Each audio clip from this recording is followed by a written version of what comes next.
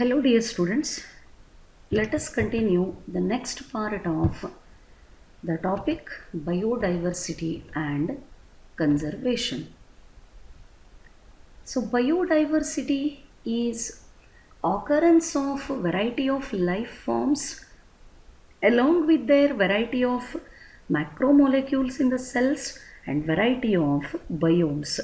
All these totally represent the biodiversity.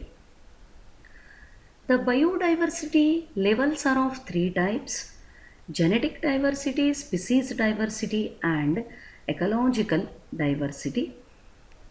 The genetic diversity explains diversity at the genetic level of a single species, and species diversity is the diversity of the species level or diversity at the species level, and ecological diversity is diversity at the ecological level.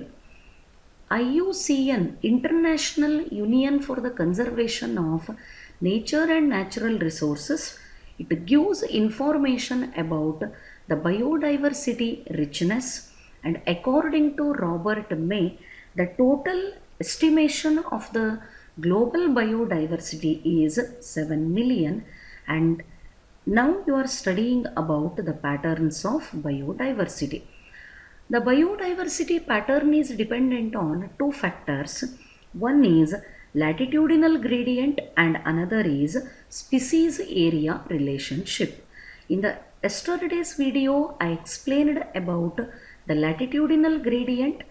When we move from equator to the poles, the number of species decreases. As we move from the tropic level or equator to the polar zone, the species diversity decreases. Tropics have highest species diversity because of constant environmental conditions or due to the constant seasons. Temperate have moderate species diversity, and polar zones are having least species diversity. With respect to this one example is given: the bird distribution in Colombia, India, New York and Greenland, how it is goes on decreasing from the tropic to polar. This is example with respect to the latitudinal gradient.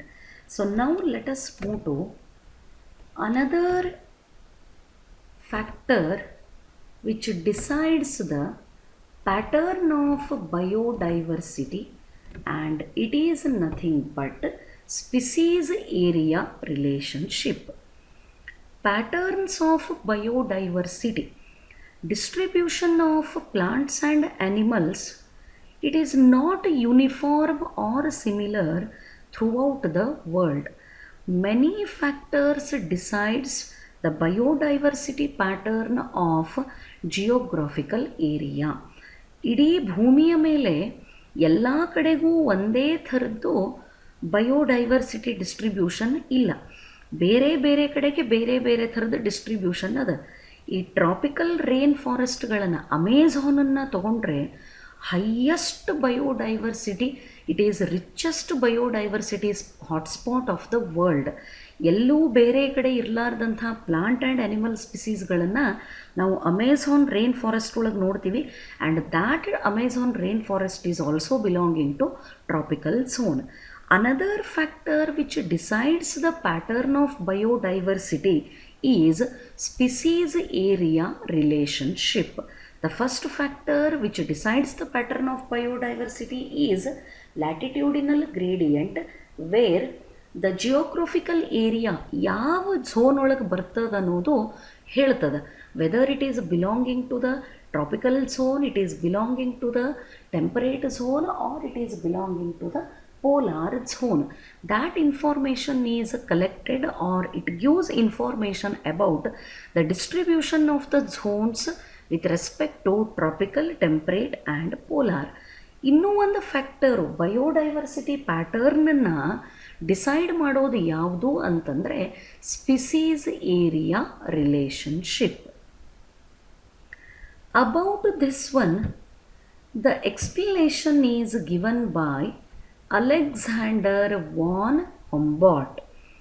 So Alexander von Humboldt, he explains or he observed that within a region, species richness gets increased when exposed area is increased, but only up to a limit. That means when large geographical area is available, if area is more, that helps in the increase of species, not continuously up to a certain limit.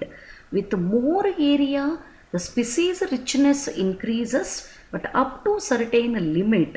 This is explained and observed by Alexander von Humboldt. ಅಂದರೆ area ಜಾಸ್ತಿ ಆದಂಗೆ ಸ್ಪಿಸೀಸ್ಗಳ ಸಂಖ್ಯೆನೂ ಆ area ಒಳಗೆ ಜಾಸ್ತಿ ಆಗ್ತದೆ, but ಒಂದು limit ತನಕ ಮಾತ್ರ ಅಲ್ಲಿ ಸ್ಪಿಸೀಸ್ಗಳ ಸಂಖ್ಯೆ ಹೆಚ್ಚಾಗ್ತದೆ ಅಂತ ಹೇಳ್ತಾನೆ. That is why the term used is species area relationship. Relation between species richness and area gives a rectangular hyperbola. Just you need to make the practice of this graphical representation, and you must be able to write the meaning and the equation for species area relationship. So both the information you need to make the practice. Relation between species richness and area gives a rectangular hyperbola according to the explanation of Alexander von Humboldt. Here the two parameters are taken into consideration to plot the graph. One is area and another is species richness, and this is finally represented as S is equal to CA to the power Z, where S represents the species richness, A represents the area, C for y-intercept, and Z for slope of the line. It is also known as regression coefficient, at exactly which point the increase in the species will be restricted. Z-na regression coefficient ಅಂತ ಕರೀತಾರೆ. ಏನು ಹೇಳ್ತದೆ statement? Area ಜಾಸ್ತಿ ಆದಂಗೆ species richness ಅಂದರೆ variety of the species increase ಆಗೋದು ಹೋಗ್ತದೆ, but up to a limit, ಒಂದು ಲಿಮಿಟ್ ಇರೋವರೆಗೇನೋ ಮಾತ್ರ. ಅಂದರೆ later there will be no further increase in the species. ಅದನ್ನೇ ಇಲ್ಲಿ ರಿಗ್ರೇಷನ್ ಕೋಎಫಿಷಿಯೆಂಟ್ ಅಂತ ಡಿಸ್ಕ್ರೈಬ್ ಮಾಡ್ತಾರೆ. And it is nothing but the Z which represents the slope of line for regression coefficient. On a logarithmic scale, the relationship between a straight line, the equation is given log s is equal to log c plus z log a. ಹೈಪರ್ಬೋಲಾಕ್ ಇಲ್ಲಿ represent ಮಾಡಿರೋಂಥ formula s is equal to ca to the power z. ಅದನ್ನೇ logarithmic scale ಒಳಗೆ ಒಂದು straight ಲೈನಿಗೆ apply ಮಾಡಿದರೆ the same formula for the straight line is represented as log S is equal to log C plus Z log A. Then generally for small area ಭಾಳ ಸಾಣದಿತ್ತು ಅಂತ ತಿಳ್ಕೊರಿ, ಆವಾಗ regression coefficient the value of the Z is usually 0.1 to 0.2 because ಏರಿಯಾನೇ ಏನಾಗ್ಬಿಟ್ಟದಲ್ಲೇ very small ಅದ. ಅಂದರೆ y-ಇಂಟರ್ಸೆಪ್ಟು ಅಥವಾ ಸ್ಲೋಪ್ ಆಫ್ ದ ಲೈನ್ ಅಂದರೆ ಎಲ್ಲಿ ಈ ಸ್ಪಿಸೀಸ್ ರಿಚ್ನೆಸ್ ಇನ್ಕ್ರೀಸ್ ಆಗೋದ್ರ ಬದಲು ಹಿಂಗೆ ಡಿಕ್ರೀಸ್ ಆಗಿ ಒಂದು ಲಿಮಿಟಿಗೆ ಅದು ಸ್ಟಾಪ್ ಆಗಿಬಿಡ್ತದೆ. ಇದನ್ನು Z slope of the line regression coefficient ಅಂತ ಕರೀತಾರೆ. When area is very small, the Z value is 0.1 to 0.2. But for large area, that is entire continent, ಇಡೀ ಭೂಭಾಗನ, ದೊಡ್ಡ ಜಿಯೋಗ್ರಫಿಕಲ್ ಏರಿಯಾನ ಕನ್ಸಿಡರ್ ಮಾಡಿದಾಗ slope of the line is steeper and Z value increases from 0.6 to 1.2. ಅಲ್ಲೇ ಜಾಸ್ತಿ ಸ್ಟೀಪರ್ ಆಪ್ಷನನ್ನು ನೋಡಬಹುದು. And value of the Z will be 0.6 to 1.2. For example, frugivorous bird and mammals. In the tropical forest of different continent is Z value is ranging for Z value is 1.15. ಅದೇ area ಜಾಸ್ತಿ ಆದಂಗೆ slope of the line ಸ್ವಲ್ಪ steep ಹಾಕೋದು ಹೋಗ್ತದೆ, ಅಲ್ಲೇ regression ಕೋಎಫಿಷಿಯೆಂಟ್ದ ವ್ಯಾಲ್ಯೂನು ಜಾಸ್ತಿ ಹಾಕೋದು ಹೋಗ್ತದೆ. And this is observed in the tropical forest, because tropical forest ಒಳಗೆ ಏರಿಯಾನೂ ಜಾಸ್ತಿ ಇರ್ತದೆ ಆ್ಯಂಡ್ ನಂಬರ್ ಆಫ್ ಸ್ಪಿಸೀಸು ಜಾಸ್ತಿ ಇರ್ತದೆ. ಅಲ್ಲೇ ಈ Z value when a large area is present, the high Z value is observed and it is 1.15. Entire thing you need to remember with respect to species area relationship and make the practice of this graphical representation. Then moving to the next one, again with reference to the pattern of biodiversity, importance of species to the biodiversity ಅಥವಾ importance of species diversity. ಈ species ಡೈವರ್ಸಿಟಿಗೆ ಏನಾರ importance ಅದನೋ ಇಲ್ಲೋ, ಎಲ್ಲೇ ecosystem ಒಳಗೆ. Ecosystem ಅಂದ್ರೇನು? It is the functional ecological unit where the biotic components interact with each other and biotic components are also interacting with the biotic factors. Biotic components ಅಂದರೆ living components ಒಂದಕ್ಕೊಂದು interact ಮಾಡ್ತಾವೆ and living components are also interacting with the biotic factors. So ಈ part of the topic ಒಳಗೆ ನೀವೇನು study ಮಾಡ್ತೀರಿ? What is the importance of species diversity to any ecosystem?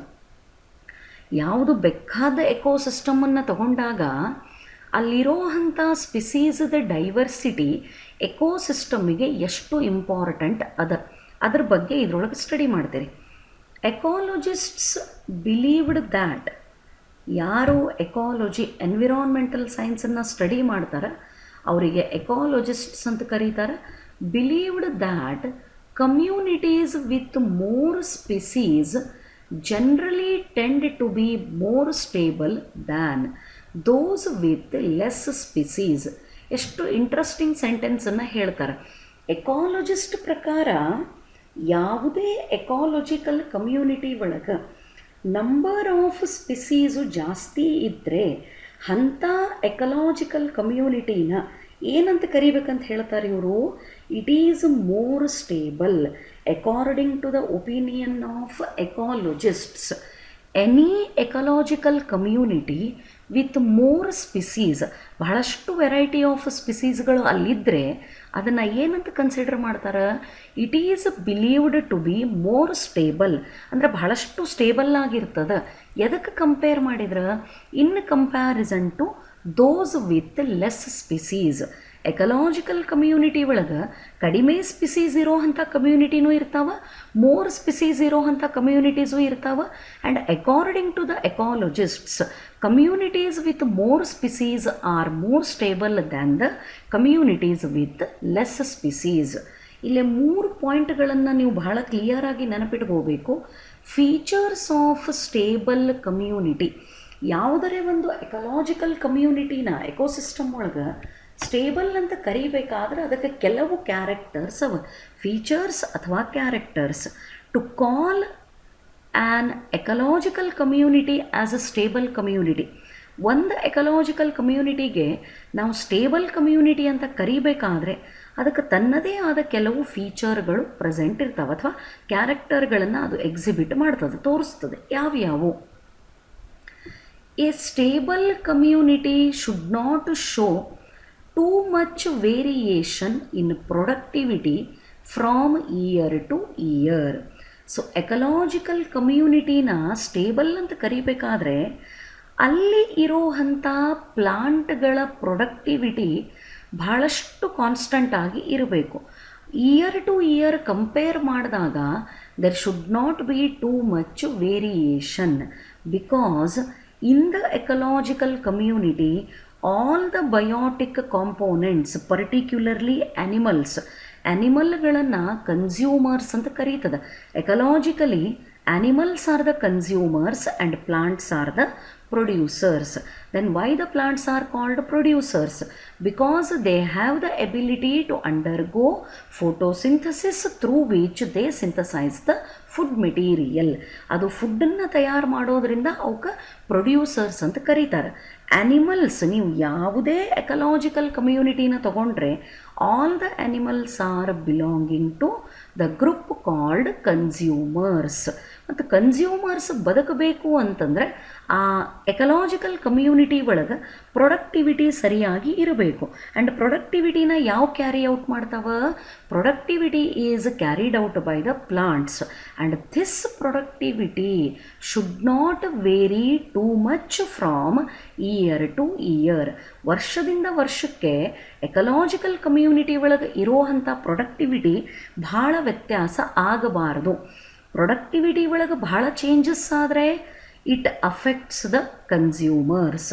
So plant and animals ಎರಡೂ ಥರದ್ದು number ಆ ecological community ಒಳಗೆ ಏನಾಗ್ತದೆ, reduce ಆಗಲಿಕ್ಕೆ ಸ್ಟಾರ್ಟ್ ಮಾಡ್ತದೆ. That affects the richness of biodiversity. Then it must be either resistant to the resilient to the occasional disturbances caused by the nature or man-made disturbances. ಏನು ಹಂಗಂದ್ರೆ it must be resistant to occasional disturbances. ಈಗ forest ಅನ್ನೋ ಒಂದು ecological ಕಮ್ಯುನಿಟಿನ ತಗೊಳ್ಳೋಣ. ಅಲ್ಲೇ ಮನುಷ್ಯನ activity like deforestation, ಗಿಡಗಳನ್ನು ಬಹಳಷ್ಟು ಕಡ್ಕೊಂಡು ಬರೋದಾಗಲಿ ಅಥವಾ ಹೋಗಿ ಆ್ಯನಿಮಲ್ಗಳನ್ನು ಹಂಟ್ ಮಾಡೋದಾಗಲಿ, ಬೇಟೆ ಮಾಡೋದಾಗಲಿ, ಇದು ಮ್ಯಾನ್ ಮೇಡ್ ಡಿಸ್ಟರ್ಬೆನ್ಸಸ್. ಇನ್ ನ್ಯಾಚುರಲ್ ಡಿಸ್ಟರ್ಬೆನ್ಸಸ್ ಅಂದರೆ ಯಾವುವು? ತಾನಾಗಿಯೇ ಕಾಡು ಒಳಗೆ ಬೆಂಕಿ ಹತ್ಕೋತದೆ, ಅದಕ್ಕೆ natural fire of the forest ಅಂತ ಕರೀತಾರೆ. ಸಮ್ಟೈಮ್ಸ್ ತನ್ನಷ್ಟಕ್ಕೆ ತಾನೇ ರಬ್ಬಾಗಿ ಪ್ಲಾಂಟ್ಸ್ ಬಹಳಷ್ಟು ಕ್ಲೋಸ್ ಆಗಿ ಬೆಳೆದಾಗ ಅವು ಒಂದಕ್ಕೊಂದು ಗಾಳಿಗೆ ರಬ್ಬಾದರೆ ಅಲ್ಲಿ ಬೆಂಕಿ ಹತ್ಕೊಂಡು ಬರ್ತದೆ. ಆ್ಯಂಡ್ ಅದು ಎಷ್ಟು ಫಾಸ್ಟಾಗಿ ಸ್ಪ್ರೆಡ್ ಆಗ್ತದೆ ಅಂದರೆ it causes maximum damage to the ecosystem or the forest ecosystem. ಈ ಥರದ ಡಿಸ್ಟರ್ಬೆನ್ಸ್ಗಳು ಎಕಲಾಜಿಕಲ್ ಕಮ್ಯುನಿಟಿ ಒಳಗೆ ಆಗ್ತಿರಬಾರ್ದು. Either it is resistant, it must be either resistant to occasional disturbances or man made disturbances. Natural disturbance ಆಗಲಿ man made ಡಿಸ್ಟರ್ಬೆನ್ಸ್ಗಾಗಲಿ ಆ ecological community resistant ಇರಬೇಕು. ಅಂದರೆ ಮೇಲಿಂದ ಮೇಲೆ ಅಲ್ಲಿ ಡಿಸ್ಟರ್ಬೆನ್ಸ್ಗಳು ಆಗಬಾರದು. ಈ ಕ್ಯಾರೆಕ್ಟರ್ ಇರಬೇಕು ಅಂದರೆ ಮಾತ್ರ ಆ ಎಕಲಾಜಿಕಲ್ ಕಮ್ಯುನಿಟಿನ ಏನಂತ ಕರೀತಾರೆ? ಸ್ಟೇಬಲ್ ಕಮ್ಯುನಿಟಿ ಅಂತ ಕರೀತಾರೆ. Then it must be resistant to invasions by alien species. Another interesting character. ಒಂದು ಎಕಲಾಜಿಕಲ್ ಕಮ್ಯುನಿಟಿನ ಸ್ಟೇಬಲ್ ಕಮ್ಯುನಿಟಿ ಅಂತ ಕರಿಬೇಕಾದ್ರೆ ಅದರದ್ದು ಪ್ರೊಡಕ್ಟಿವಿಟಿ ಬಹಳಷ್ಟು ಕಾನ್ಸ್ಟೆಂಟ್ ಆಗಿರಬೇಕು. Year to year there should not be too much variation in the productivity. The ecological community should be resistant to occasional disturbances which may be caused by the nature or may be caused by human activity. And third point, ಒಂದು ecological ಕಮ್ಯುನಿಟಿನ stable community ಅಂತ ಕರಿಬೇಕಾದ್ರೆ ಬಹಳ important ಇನ್ನೊಂದು point ಅಂದರೆ it must also be resistant to invasions by alien species. What is that alien species? Alien species ಅಂದರೆ any outside species or foreign species. Alien species ಅಂದ್ಕೊಳ್ಳೆ ಮಾರ್ಸದಿಂದ ಬಂದದ್ದು, ಮಂಗಳ ಗ್ರಹದಿಂದ ಬಂದದಂತಲ್ಲ. ಒಂದು ಜಾಗದೊಳಗೆ ಇರದೇ ಇರೋವಂಥ ಸ್ಪಿಸೀಸು ಹೊರಗಡೆಯಿಂದ ಬಂದು ಅಲ್ಲಿ ಬದುಕಲಿಕ್ಕತ್ತರೆ ಅದನ್ನು ಏಲಿಯನ್ ಸ್ಪಿಸೀಸ್ ಅಂತ ಕರೀತಾರೆ. For example parthenium. ಆ ಪಾರ್ಥೇನಿಯಮ್ ಕಸ ನಮ್ಮ ದೇಶದ ಅಲ್ವೇ ಅಲ್ಲ. It is introduced from outside.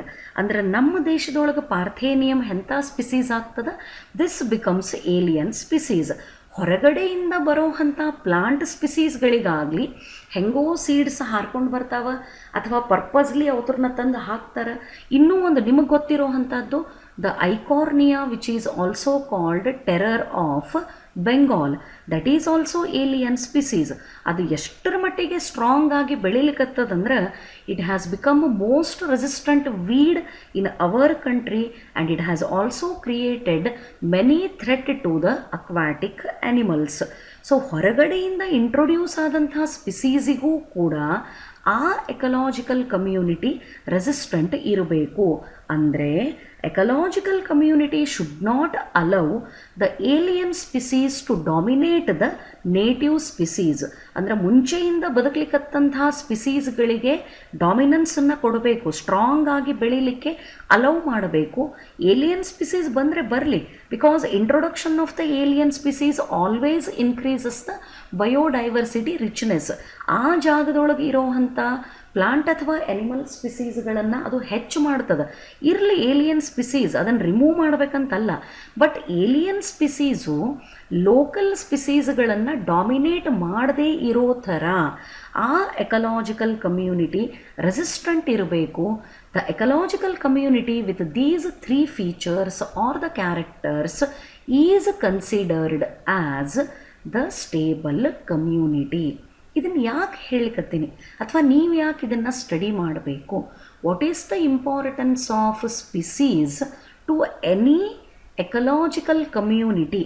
Ecological community ಕೆಲವೊಂದು ಎಕೋಲಜಿಸ್ಟ್ ಪ್ರಕಾರ more stable species, with more species ಇದ್ದರೆ ಅದು ಸ್ಟೇಬಲ್ ಇರ್ತದೆ, ಲೆಸ್ ಇದ್ದರೆ ಅದು ಲೆಸ್ ಸ್ಟೇಬಲ್ ಇರ್ತದೆ ಅಂತ ಹೇಳಿದರು.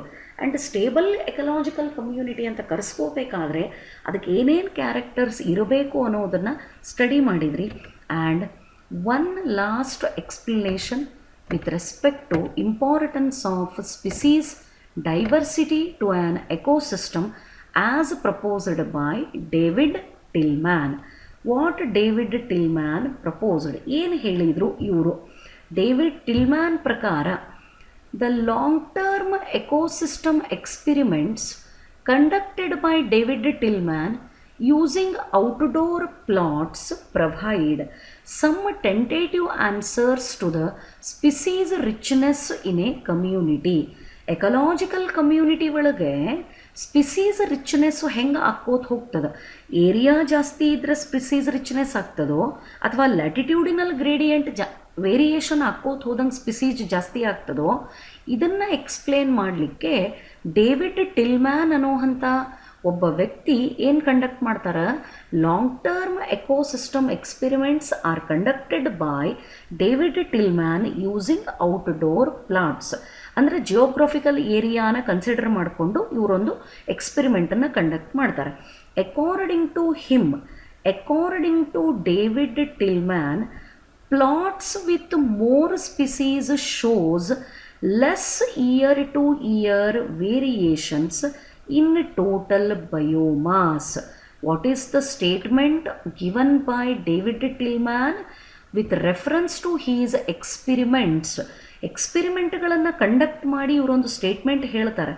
ಪ್ಲಾಟ್ಸ್ ವಿತ್ ಮೋರ್ ಸ್ಪಿಸೀಸ್ ಅಂದರೆ ಯಾವ ಜಿಯೋಗ್ರಫಿಕಲ್ ಏರಿಯಾನಾಗ ನಂಬರ್ ಆಫ್ ಸ್ಪಿಸೀಸ್ ಜಾಸ್ತಿ ಇರ್ತಾವ, they show less year-to-year variation in the total biomass. Biomass is nothing but amount of the organic material stored in the body of producers. What are the producers? Producers are nothing but plants. Autotrophic ಗ್ರೂಪ್ಗಳಿಗೆ producers ಅಂತ ಕರಿತೀವಿ. Producer body ಒಳಗೆ ಎಷ್ಟು quantity of organic mass store ಆಗಿರ್ತದೆ ಅದನ್ನು biomass ಅಂತ ಕರೀತಾರೆ.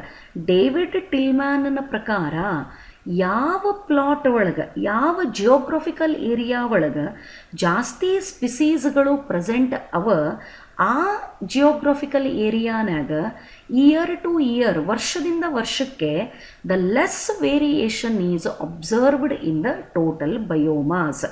ಆಗ್ಲೇನು ಒಂದು ಸೆಂಟೆನ್ಸ್ ಕಲಿತ್ರಿ. ಸ್ಟೇಬಲ್ ಎಕಲಾಜಿಕಲ್ ಕಮ್ಯುನಿಟಿ ಅಂತ ಕರೆಸ್ಕೋಬೇಕಾದ್ರೆ there should not be too much variation in the productivity year-to-year. Productivity is related to the storage of biomass. ಯಾಕಂದರೆ ಫೋಟೋಸಿಂಥಸಿಸ್ ಕೆಪಾಸಿಟಿಗೆ ಪ್ರೊಡಕ್ಟಿವಿಟಿ ಅಂತ ಕರಿತೀವಿ. ಫೋಟೋಸಿಂಥಸಿಸ್ ಆದರೆ ಮಾತ್ರ ಪ್ಲಾಂಟ್ ಬಾಡಿ ಒಳಗೆ ಆರ್ಗ್ಯಾನಿಕ್ ಮೆಟೀರಿಯಲ್ ಸ್ಟೋರ್ ಆಗ್ತದೆ ಆ್ಯಂಡ್ ಪ್ರೊಡಕ್ಟಿವಿಟಿ ಜಾಸ್ತಿ ಇದ್ದಾಗ ಬಯೋಮಾಸ್ ಸ್ಟೋರೇಜ್ ಜಾಸ್ತಿ ಇರ್ತದೆ. ಪ್ರೊಡಕ್ಟಿವಿಟಿ ವೇರಿಯೇಷನ್ ಆಗಲಿಲ್ಲ ಅಂತಂದರೆ ಬಯೋಮಾಸ್ ಸ್ಟೋರೇಜ್ ಒಳಗೆ ವೇರಿಯೇಷನ್ ಆಗಲ್ಲ. And this is observed in the geographical area with more number of species. Then one more sentence, increased diversity contributes to higher productivity. How interesting this sentence is. ಯಾವ geographical ಏರಿಯಾನಾಗ variety of the species ಜಾಸ್ತಿ ಆಗ್ತಾವ ಆ area higher ಪ್ರೊಡಕ್ಟಿವಿಟಿನ ತೋರಿಸ್ತದೆ. With more diversity more productivity is observed. It is essential for ecosystem health and survival of human race. ಯಾವಾಗ diversity increase ಆಗ್ತದೆ productivity increase ಆಗ್ತದೆ. ಪ್ರೊಡಕ್ಟಿವಿಟಿ ಜಾಸ್ತಿ ಆದರೆ ಆ ಎಕೋಸಿಸ್ಟಮ್ ಒಳಗೆ ಎಲ್ಲ ಥರದ್ದು ಸ್ಪಿಸೀಸ್ಗಳು ಸ್ಪೆಷಲಿ ಕನ್ಸ್ಯೂಮರ್ಸು ಆರಾಮಾಗಿ ಬದುಕಬಹುದು. Even that is helping in the survival of human race, because humans are also belonging to the consumers. We are consuming the plant as a food, plant product as a food, and animals are also consumed as a food. So diversity increase ಆದಂಗೆ ಪ್ರೊಡಕ್ಟಿವಿಟಿನೂ increase ಆಗ್ತದೆ. And increased productivity is always essential to maintain the balanced health of the ecosystem and survival of human beings. This statement is given by David Tillman after conducting long-term ecosystem experiments, and he came out with the interesting points such as species area with more species diversity show less variation in the total biomass year to year, and increased diversity always contributes to higher productivity, and this maintains the normal condition of the ecosystem and survival of human race. Hope this explanation is clear for you. Rest of the things I will continue in the next video. Thank you.